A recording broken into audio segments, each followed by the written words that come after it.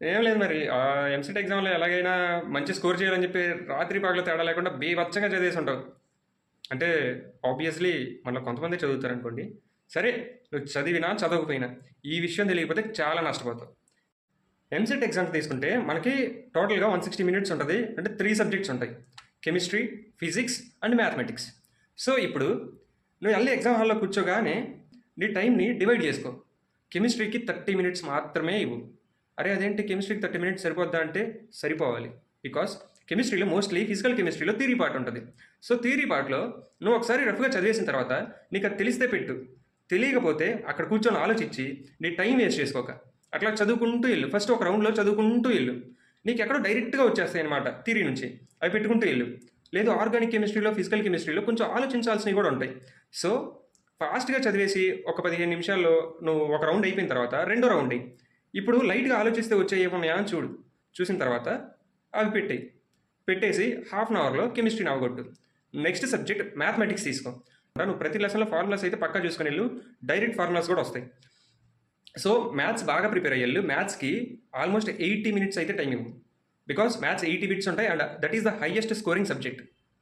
80 మినిట్స్లో చెప్పాగా direct formulas ఉండొచ్చు. సో ఒక 10 నిమిషాలు ఫాస్ట్గా మ్యాథ్స్ మొత్తం బిట్లన్నీ చదువుతూ వెళ్ళు.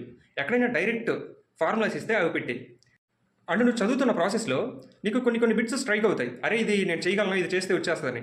ఇప్పుడు నెక్స్ట్ రౌండ్లో డైరెక్ట్గా అలాంటి బిట్స్ అయ్యే చూసి చేసి నెక్స్ట్ లాస్ట్ నీకు ఇప్పుడు 50 మినిట్స్ మిగిలి ఉంటుంది. ఈ 50 మినిట్స్లో 40 మినిట్స్ ఫిజిక్స్కి ఇవ్వు. ఫిజిక్స్లో అగైన్ ఫాస్ట్గా 10 మినిట్స్ చదువుతూ వెళ్ళు.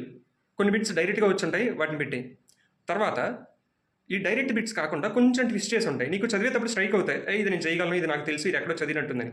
అలాంటి బిట్ స్కిల్ అవి చెయ్యి. నెక్స్ట్ నీకు టైం అయిపోగానే కానీ పక్క లాస్ట్ 10 మినిట్స్ అయితే చాలా క్రూషియల్. ఈ 10 మినిట్స్లో ఏం చేస్తావంటే ఒక 5 మినిట్స్ అసలు నువ్వు ఏ లైన్ పెట్టావు, పోనీ ఒక 15 మినిట్స్ ఉంచుకో. ఏ లైన్ పెట్టావు, బి లైన్ పెట్టావు, సి లైన్ పెట్టావు, డి లైన్ పెట్టావు, కౌంట్ చేయి. కౌంట్ చేశాక నువ్వు ఏదైతే తక్కువ ఆప్షన్స్ పెట్టుంటావో నువ్వు అటెంప్ట్ చేయని అన్ని ఆ ఆప్షన్ పెట్టుకుంటూ వచ్చాయి లాస్ట్లో. బికాస్ అట్లీస్ట్ ఒక 2 నుంచి 3 బిట్లు అయినా రైట్ అవుతాయి కదా. సో అండ్ ఇప్పుడు ఒక బోనస్ టిప్ అనమాట. ఎగ్జామ్కి వెళ్ళే ముందు నీట్గా ఈ రివిజన్ చేసి అప్పటికప్పుడు నువ్వు పగలదీసేది ఏం లేదు. నీట్గా ఒక హాఫ్ అన్ అవర్ కూర్చొని యూట్యూబ్లోకి వెళ్ళి చీట్ కోడ్స్ అని కొట్టు. సబ్జెక్ట్ వైజ్ చీట్ కోడ్స్ ఉంటాయి, ఎక్స్ప్లెయిన్ చేస్తారు, విను. ఖచ్చితంగా చీట్ కోడ్స్ అన్నాను కదా అని చెప్పి చదవకుండా చీట్ కోడ్స్ మీద డిపెండ్ అయ్యి మాత్రం వెళ్ళకు.